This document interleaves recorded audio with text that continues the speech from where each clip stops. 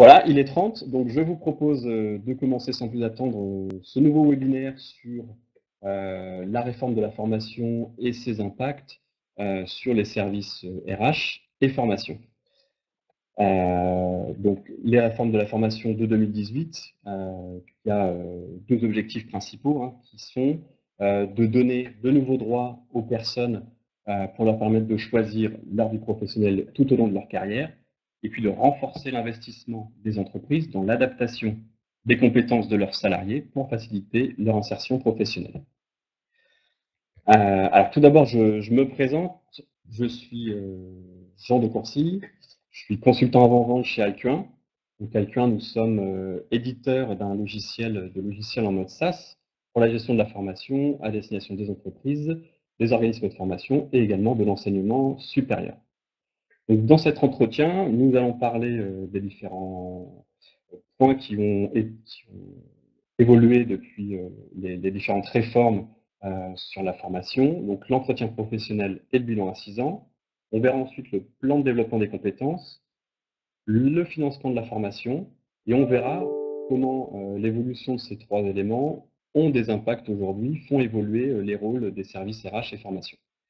Alors, durant le webinaire, on a préparé quelques questions un petit peu pour nous permettre d'avoir une estimation de l'avancée de la mise en œuvre de cette réforme dans vos entreprises. Et puis, ça vous permet aussi à vous de vous situer les uns par rapport aux autres sur ce que vous faites.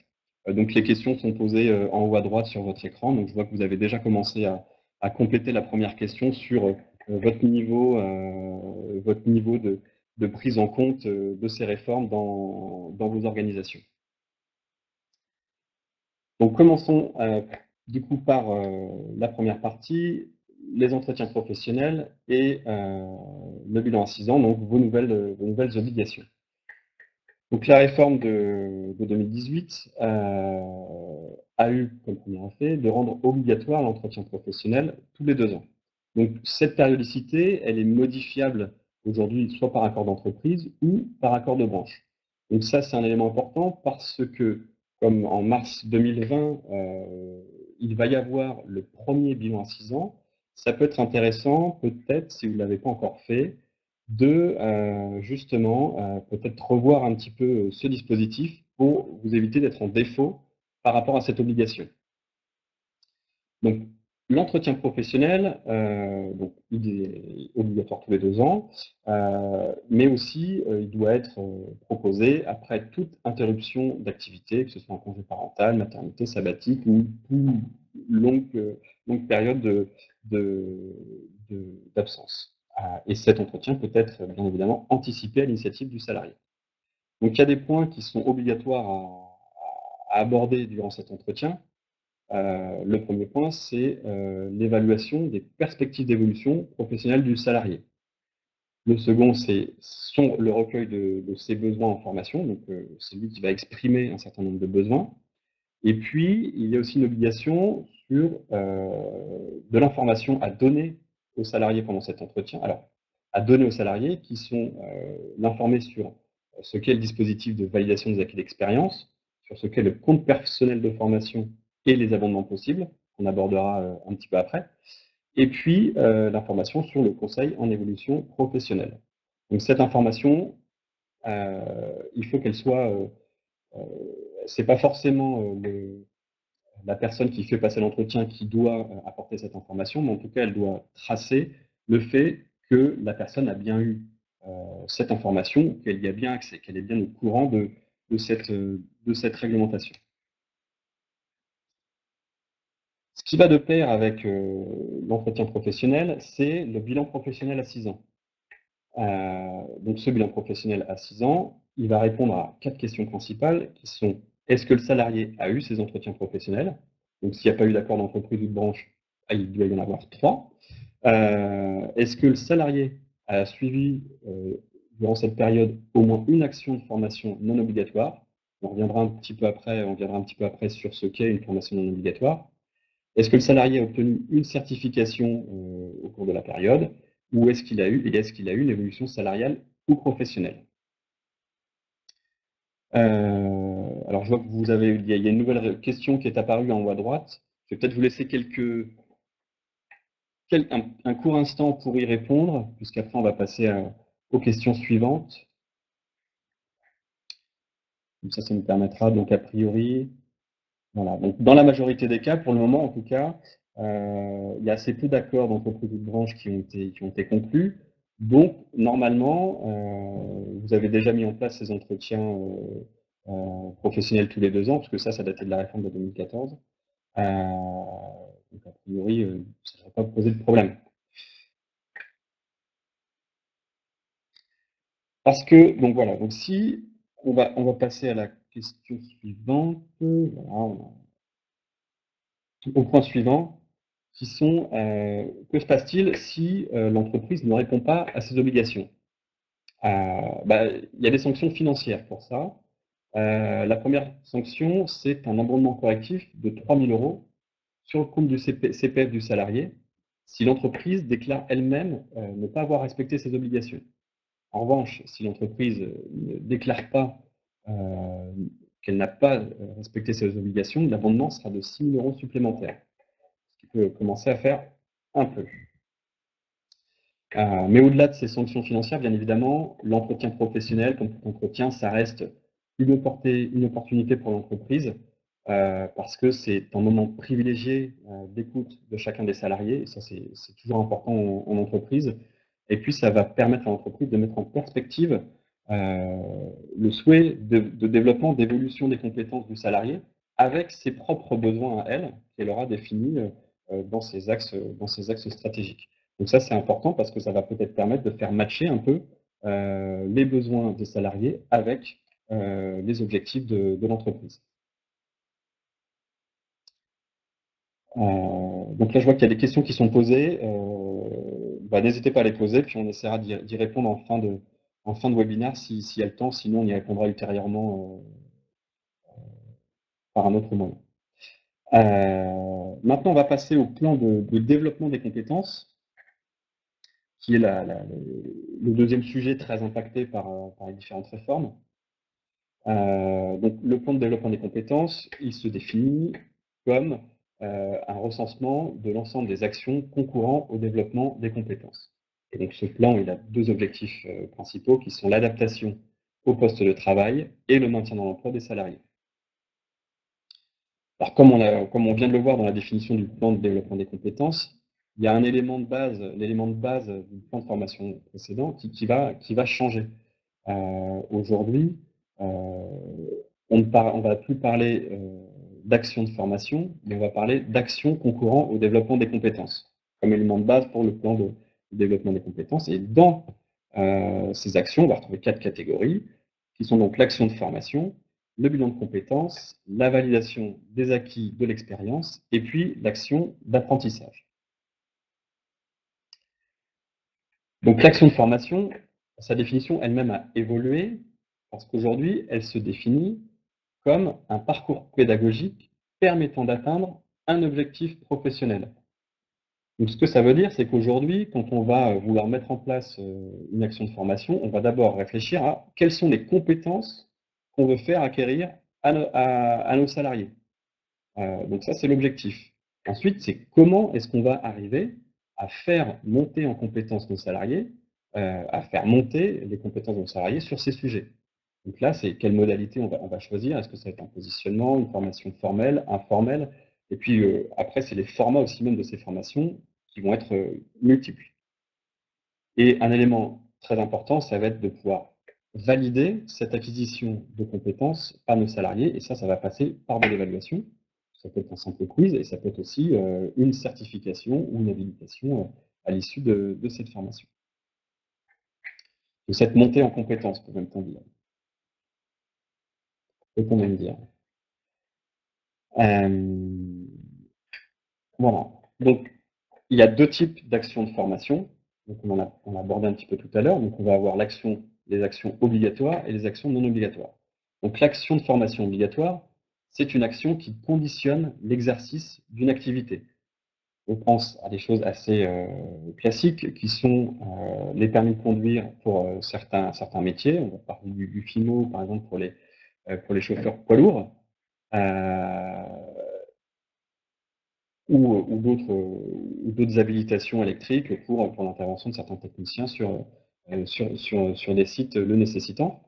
Donc ces actions obligatoires, au final, elles sont assez peu nombreuses dans l'environnement de la formation.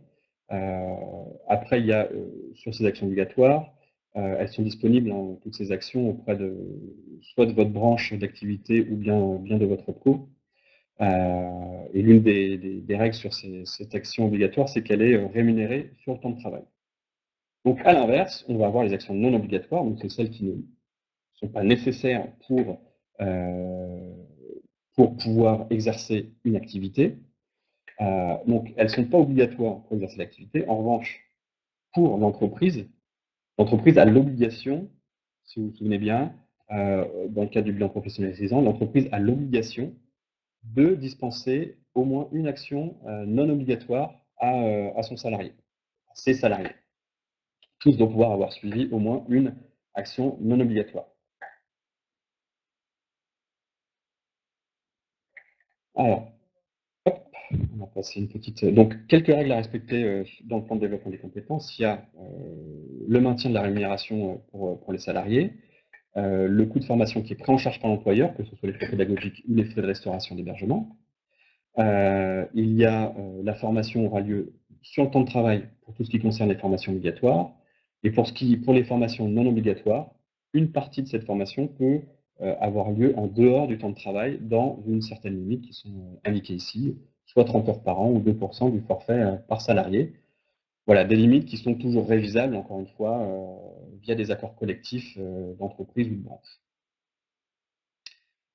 Maintenant qu'on a posé un peu les bases de ce plan de développement des compétences, qui est essentiellement l'action de développement des compétences, on va voir comment on construit son plan de développement des compétences.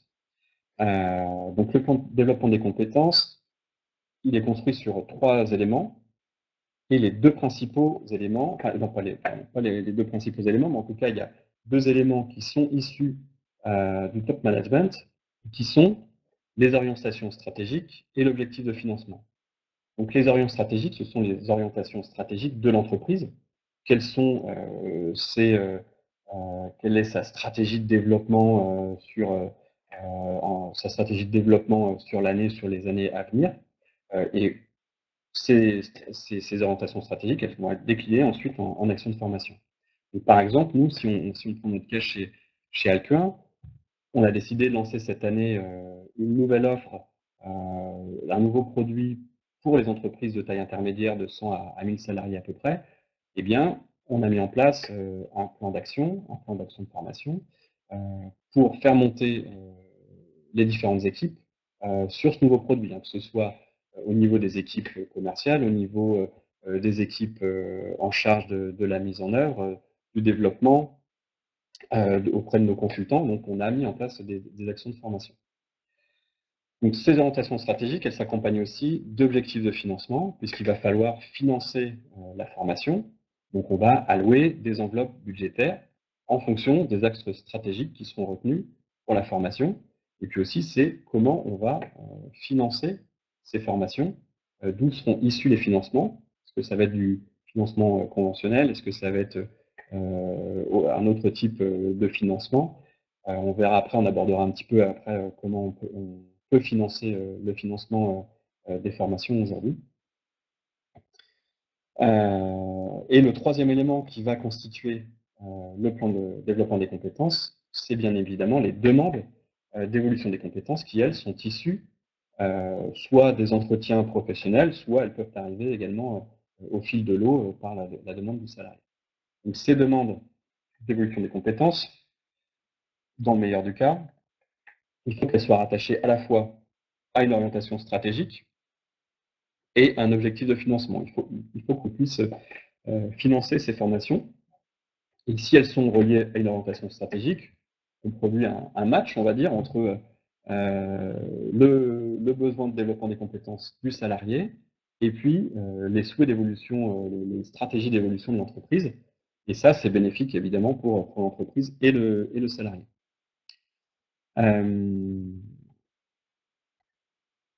Donc, une fois qu'on a défini son plan de développement des compétences, eh bien, on va définir comment on répond à ces demandes d'évolution des compétences. Et donc là, on a 3 types possibles de réponses. La première, c'est via de l'apprentissage formel, donc qui sont des actions de formation sous des formats diverses et variées, que ce soit en situation de travail, en présentiel, à distance, etc. Ça n'a pas en soi, ça n'a pas d'importance. Mais on va les travailler aussi, toutes ces actions, sous forme de parcours personnalisé pour l'employé, parce que selon ses compétences et les compétences qu'il a à acquérir pour pouvoir effectuer ces nouvelles activités, eh bien, chaque salarié va avoir un parcours de développement qui sera différent, qui lui sera propre. Il y a d'autres types de formation d'actions de formation professionnelle aussi qui sont possibles, qui sont l'apprentissage, on les a vu tout à l'heure, le bilan de compétences ou la validation par acquis de l'expérience. Et puis on a aussi tout un autre ensemble d'actions de formation, d'actions de développement des compétences, qui sont les apprentissages informels. Donc ça, c'est quelque chose d'assez nouveau. Et une action en fait, d'apprentissage informel, ça va être quelque chose qui n'est pas tout à fait formel, du coup, qui va donner beaucoup plus de liberté en fait aux collaborateurs, aux salariés, pour monter lui-même un plan de compétences. Et pour ça, il faut lui donner accès à de la formation. Donc il y a soit des outils professionnels qui vous permettent d'avoir accès à un catalogue en fait, à consulter, que ce soit des vidéos, de la lecture. On peut imaginer même l'abonnement à une publication spécialisée sur un domaine fait partie d'une action informelle de formation, etc. Et puis, il y a même visionner une vidéo, même sur YouTube, sur un sujet particulier qui va aider le salarié à monter en compétence, ça reste une action d'apprentissage informel qui peut être intégrée au plan de développement des compétences sous un format, enfin sous un il faut un peu définir comment est-ce qu'on va calibrer ces actions informelles, sachant qu'il ne faut pas perdre à l'esprit que dans l'action de formation, on a toujours cette obligation de faire valider, à un moment donné, la montée en compétence de son collaborateur. Donc même si on a prévu comme apprentissage informel l'abonnement à un magazine spécialisé, l'entreprise est dans le droit, voire même l'obligation de demander à son salarié de faire une évaluation des compétences qu'il aura pu acquérir, il ou elle aura pu acquérir au travers de la lecture de ce magazine spécialisé. Donc là, on avait une petite question sur la façon dont vous gérez ce plan de formation. Est-ce que vous avez aujourd'hui un outil informatique pour gérer le plan de formation? Donc on voit la question qui s'affiche en haut à droite. Donc, voilà, sur les quelques réponses, on est plutôt en faveur du oui. Heu, vous êtes assez nombreux à déjà avoir un outil qui vous permet de gérer votre plan de formation. Ça évolue. Alors ça évolue un petit peu à la baisse là, donc voilà. Bon, je vais passer à la slide suivante. Je pense que vous aurez encore la question de toute façon pour continuer à y répondre. Ouais, c'est intéressant de voir un petit peu comment on peut se situer par rapport à ça. Ouais, pour terminer sur le plan de compétences, donc aujourd'hui, le plan de développement des compétences, il est dynamique. On aura certes, en ce qui concerne les demandes d'évolution des compétences, très généralement encore une phase de recueil des besoins qui se fait lors des entretiens professionnels, mais il est tout à fait possible aussi d'avoir des demandes au fil de l'eau, et puis qui vont pouvoir être ou non intégrées à ce plan de développement des compétences. Et puis même au niveau de l'entreprise, elle peut revoir en cours d'année ses orientations stratégiques. Ce qui en découlera, c'est une adaptation derrière des besoins en formation pour les salariés. Donc il faut amener un peu d'agilité dans ce plan de développement des compétences par rapport à ce qu'on pouvait connaître précédemment sur les plans de formation, qui étaient relativement figés. En début d'année, on définissait le plan de formation et puis au cours de l'année, on exécutait ce plan de formation. Donc, ouais, cette présentation du plan de formation, donc là, On pose une question, mais la réponse est dans la question. C'est que ce plan de développement des compétences, aujourd'hui, c'est une opportunité pour l'entreprise pour centrer la formation sur ses besoins, sur ses enjeux. Nous, ce qu'on veut vous faire passer comme message, c'est qu'aujourd'hui, on ne forme plus dans les mêmes conditions qu'avant, mais on va développer des compétences. On change un peu de culture. Aujourd'hui, à chaque action de développement des compétences, on y associe un objectif qui doit être, dans la mesure du possible, bénéfique pour l'entreprise et pour le salarié. Donc, on n'est plus aujourd'hui sur un plan de formation où on a des objectifs plutôt quantitatifs, en une partie en tout cas des objectifs assez quantitatifs, où on va dire à la fin, voilà, on a formé nos salariés, tant d'heures, voilà la déclinaison par catégorie socio-professionnelle du nombre d'heures de formation dispensées. On est plus sur du qualitatif aujourd'hui. On va devoir amener un petit peu cette idée-là, que ouais, on va devoir démontrer dans quelle mesure on a fait développer les compétences de nos salariés et à la fois les compétences de notre entreprise. Et donc, ce plan de développement des compétences, là où il change aussi, c'est qu'il amène plus d'innovation en termes de pédagogie. On va pouvoir diversifier les formats. On va pouvoir. Voilà ce que ça amène aussi, cette législation. C'était pas interdit avant, mais c'est vrai que la législation, elle est aussi là pour faire évoluer la façon de dispenser de la formation. Et donc, grâce aussi notamment aux outils, hein. Il n'y a pas que la législation, mais il y a toute l'offre qui est possible à travers les différents outils, à travers tout ce qui est médias sociaux en ligne, etc. Ça apporte beaucoup d'avantages pour la formation, même si ça peut, voilà, ça peut demander aussi beaucoup de travail pour arriver à un petit peu à automatiser ces aspects-là et puis à harmoniser la gestion de la formation. Voilà en ce qui concerne donc le plan de développement des compétences. Et on va passer maintenant à une partie sur le financement de la formation. Donc là, il y a un énorme changement quand même pour le financement de la formation. Donc voilà le schéma qui sera à peu près celui-là au 1er janvier 2021. Alors je dis à peu près parce qu'il y a encore quelques évolutions dessus, mais à partir du 1er janvier 2021, il n'y aura plus une seule contribution unique pour la formation de 1,68% de la masse salariale, donc qui regroupe les 1% de la taxe d'apprentissage et les 0,68% pour la formation professionnelle continue. Et donc, cette contribution unique, elle va être collectée par l'URSSAF et ensuite, elle sera gérée par France Compétences qui attribuera l'ensemble de cette enveloppe, enfin l'ensemble de ce budget en différentes enveloppes. Et en fait, bon là, ça ne se voit pas sur ce schéma, mais globalement, ça va se scinder en deux grosses enveloppes principales. La première étant tout ce qui est investissement pour la formation des demandeurs d'emploi. Donc, c'est ce que vous voyez à gauche. Donc là, en tant qu'opérateur, j'ai indiqué les régions, mais ça peut tout à fait changer, hein. Ça peut évoluer. Donc, c'est cette première enveloppe. Et puis, en fait, tout le reste va être divisé sur les différents possibilités de formation. Donc, on va retrouver le CEP pour le Conseil des actifs, avec un projet pro qui sera géré par l'APEC, Pôle emploi, Cap emploi ou des missions locales. On va avoir le CPF, donc, qui est le budget de formation qui est à la main des salariés, celui-ci sera géré par la Caisse des dépôts. On aura le CPF de transition, qui est l'ancien CIF pour les formations longues, géré par les commissions paritaires interrégionales. Et puis, on va retrouver tout ce qui est alternance, que ce soit dans le monde professionnel avec la proie ou pour l'alternance classique pour les étudiants, qui lui sera géré par les OPCO ou les régions, les ASP.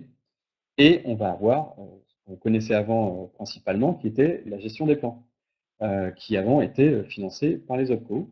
Et bien aujourd'hui, cette partie-là, elle va être réservée aux structures de moins de 50 salariés. Donc ça, c'est un vrai changement puisque auparavant, la plupart des formations étaient donc financées par l'OPCO et aujourd'hui, c'est l'entreprise elle-même qui va devoir financer sa propre formation. D'où l'intérêt quand même de faire en sorte que cette formation soit utile à l'entreprise et aussi d'adapter les modalités de formation, puisque c'est pas pour rien qu'on va parler aujourd'hui de formation, de plan d'évolution des compétences. C'est qu'on ne va plus former sur une personne sur un nouveau métier, par exemple, mais on va simplement la former sur les compétences qui manquent pour l'acquisition de nouveaux savoirs, pour lui permettre de, de réaliser, enfin de pouvoir tenir son nouveau rôle.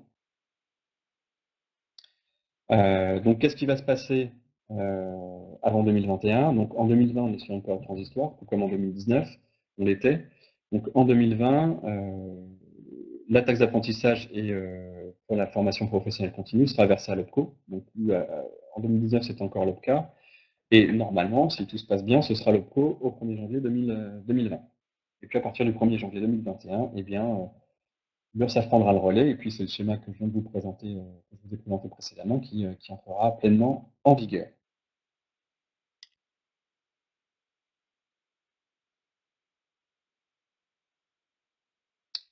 Voilà. Donc, ces évolutions, quels sont ces impacts sur les services RH, et la formation? Alors, j'ai pris un peu plus de temps que prévu, donc je vais aller un petit peu plus vite, mais si vous avez une synthèse un peu de ce que voilà, des évolutions pour les services RH en ce qui concerne l'entretien pré et le bilan à 6 ans, qui va devoir répondre à un enjeu principal qui est de respecter au maximum les obligations légales. Et pour y arriver, il faut pouvoir organiser les entretiens professionnels, pouvoir faire le bilan des formations suivies, des certifications obtenues par un salarié sur la période écoulée, tout comme des évolutions salariales ou professionnelles, et puis d'identifier au fil de l'eau les non-respects à ces obligations. Et c'est important de le faire au fil de l'eau parce que c'est pas au bout de 6 ans qu'on va se rendre compte qu'on a oublié un ou deux entretiens professionnels ou qu'on a oublié de dispenser à ses salariés une formation non obligatoire, par exemple. Donc, il y a quelques difficultés qui sont à surmonter, c'est d'arriver à gérer l'ensemble du volume, puisqu'il va falloir faire des bilans individuels pour chacun des salariés. Donc, plus on a de salariés, plus il y a de bilans individuels à faire. Et puis, l'autre difficulté, il y en a d'autres, hein, mais les majeures, on va dire, ça va être de consolider l'ensemble des informations pour être en capacité à faire ce bilan, à la fois à faire le bilan à 6 ans et puis à, à analyser au fil de l'eau le bon respect de ces obligations. Et donc pour ça, il y a bien évidemment des solutions hein, qui sont à mettre en place. Il y a déjà automatiser au maximum ces différents processus. Donc ça, c'est très largement répandu quand même aujourd'hui pour tout ce qui est gestion des vagues d'entretien. Mais ce qui va aussi évoluer aujourd'hui, c'est de pouvoir bénéficier de tableaux de bord sur le suivi à la fois des campagnes et du respect des obligations pour le bilan à 6 ans. Et dans ce cas-là, il est toujours préférable de bénéficier d'un outil unique qui va pouvoir soit présenter toutes ces données, ou en tout cas les collecter pour les présenter. Et bien évidemment, ça c'est une solution qu'Alcuin propose à ses clients. En ce qui concerne le plan de développement des compétences, là aussi il y a des enjeux qui vont être d'arriver à décliner les orientations stratégiques de l'entreprise en actions de formation pour l'atteinte des objectifs auprès des salariés et de répondre aussi aux attentes des collaborateurs euh, en s'intégrant à leur rythme de travail. Donc pour y arriver, il faut pouvoir innover dans la façon dont on va dispenser la formation. Il faut individualiser nécessairement le parcours de formation à chacun de ses salariés. Et puis, ce qui arrivera au fur et à mesure, c'est le développement de l'entreprise apprenante et de la certification. Donc il y a quelques difficultés là aussi à surmonter. Il y a toujours une question de volume, puisque on individualise chacun des parcours de formation. Donc ça veut dire que pour chaque salariés, vous allez avoir un parcours de formation différent par an. Donc, vous faites vite le calcul, c'est autant de parcours que de salariés. Il va falloir pouvoir suivre l'évolution des compétences des salariés et de l'entreprise, mettre en corrélation les besoins des salariés et de l'entreprise, et pouvoir construire son budget et suivre sa réalisation.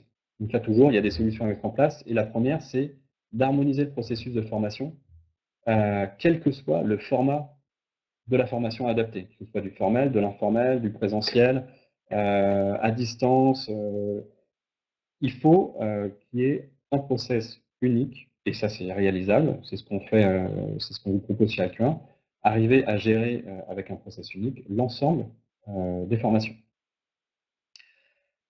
Ouais, et chez Acquin, on vous propose également, bien évidemment, de bénéficier de tableaux de bord en temps réel pour le suivi des plans de développement des compétences. Donc, des tableaux de bord qui s'adaptent selon que vous soyez au niveau du service RH ou des managers. Parce que l'avantage aussi, c'est de pouvoir déléguer quand même une partie des tâches aux managers qui sont en responsabilité de leurs collaborateurs.